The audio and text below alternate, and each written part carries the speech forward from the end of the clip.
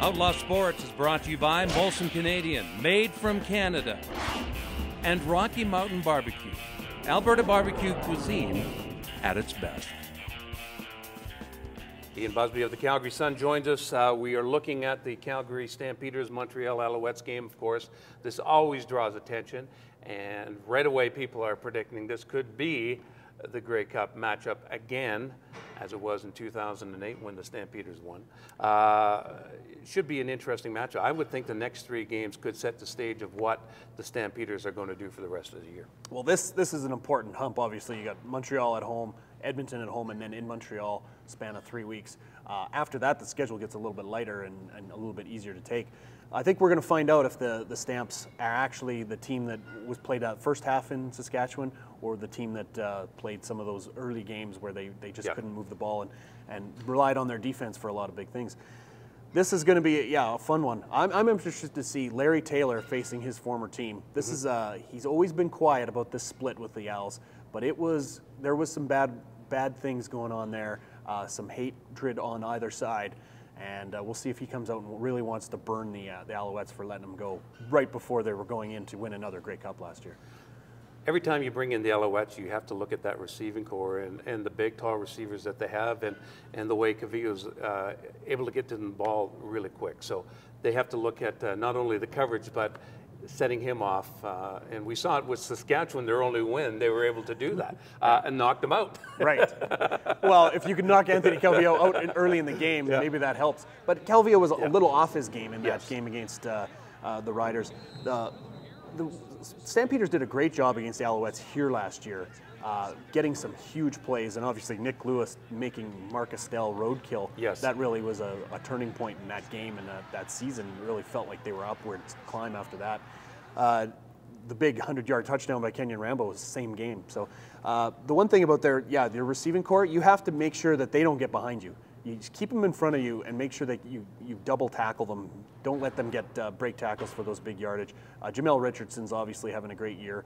S.J. Green's emerging as another Jamel Richardson, as if they needed to. Twin Towers, really, aren't they? Yeah, and with Kerry Watkins coming back, he's been slow to get back to his form, but I expect that after that bye week for him, he's going to start to take off. And Brandon Whitaker really done a great job replacing Avon Coburn. They haven't missed anything there at all. The only thing that seems to slow down the Alouettes is the Alouettes themselves. So you have to limit what they do and then make sure that you can get those big plays on offense. Are you sold on the Stampeders secondary this year? I am. Yeah. I the do. Corners?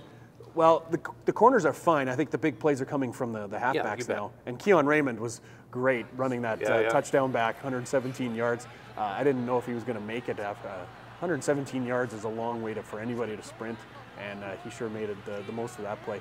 A lot of effort on that play. Wants to get in the end zone and just completely change the tide of that game. There was no way they're coming back after that one, even though they got a lot of points. Oh, sure. Yeah. I guess there seems to be a whole different mindset in that secondary than there was last year. I mean, we've talked about it before, but you know, you talked about the silent leadership, and sometimes when guys are just leading by example, it's a whole different thing than the rah-rah yap trash talk that we were used to for so many years. Completely different style, but it still works, right? Sure. And Keon Raymond and Brandon Smith, highly respected within their locker room and within the league. Brandon Smith always gets the brunt of having to cover the best receiver on the other team, and then when that guy makes some plays, as he always is going to, it looks bad on Brandon. But I think he's having as good a year as any halfback in this league right now. One thing I wanted to talk to you about was Montreal's offensive line and where they grabbed these guys so far down in the draft. And I mean, to me, that speaks pretty high of their organization, that they can find these guys, mold them into one of the best offensive units in the CFL. Not only this year, but years that have come and gone. Talk about that a little bit, because I find that an extremely interesting storyline, and one that perhaps gets lost in the shuffle because of the great offense they have. Well, and one of the big things is that it's all Canadian, and that helps out in all their areas of the game. Of course, when you have a left tackle like Josh Bork, that changes everything. He's an NFL type tackle, big, long arms, really pushes people around. The funny thing is, he was a late round draft pick because teams thought he was going to the NFL and they didn't want to waste an early pick on him.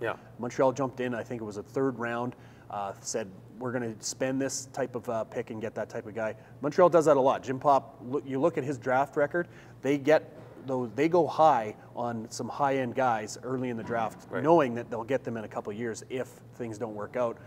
There's some big names that are going to come up in Montreal system again because that's what they've been doing the last few years. Then they've just been molding the inside guys. Andrew Woodruff, Luc Brodeur-Jourdain, guys that you wouldn't expect they're going to be big stars, but they're really playing well. Of course, when you got Scott Flory anchoring the one side, it helps. But I see that Calgary's system is being a lot the same right now. That's the next point I was going to make. Yeah. I mean, whereas Dimitri Zumpas is a guy that can be an anchor of the line. They're using imports at the tackle positions right now, but they drafted some guys that look good. John Bender might still be a guy to look at down the road. Big kid from Cochrane, obviously. He's had some trouble with a leg infection that's been keeping him off the practice roster, which is hurting his development. But he was a guy that was thought to be a big draft pick last year. They drafted him a little bit later, thinking that he might go to the NFL and have some opportunity. He didn't. He came here. I think that's the type of thing you're looking at. You fill the pipeline with those guys, and eventually you're going to get enough guys that you're going to have a solid offensive line. It's a solid base to build around. Quick prediction on this one? It's hard to. I got to see a few practices before I wait. But I think it's going to be the Stamps by field goal, nice and tight. And I don't know if I want this as a Grey Cup preview. I want some other team. I'd love to. If I'm going to the Grey Cup, if I'm going to the Grey Cup, I want somebody else but Anthony Calvillo to talk to every day. Yeah. I'm just getting sick of that guy. He's had enough time winning Grey Cups, hasn't he? Yeah. I like to see Winnipeg in there. Winnipeg would be nice. Just because they've kind of captured the imagination of the Canadian fan, if you will.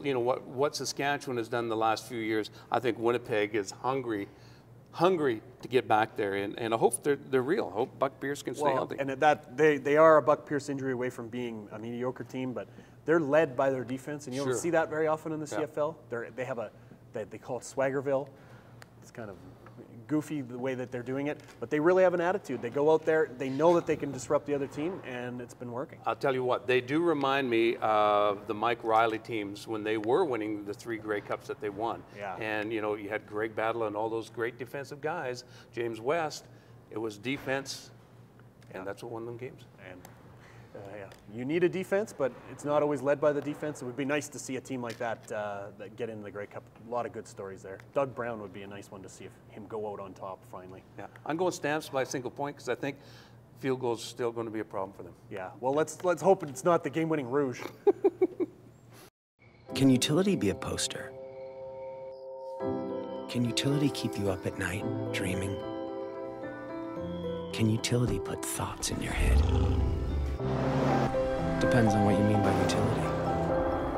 Introducing the new Porsche Cayenne and Cayenne S Hybrid. Lighter, more agile, more efficient. More Porsche than ever.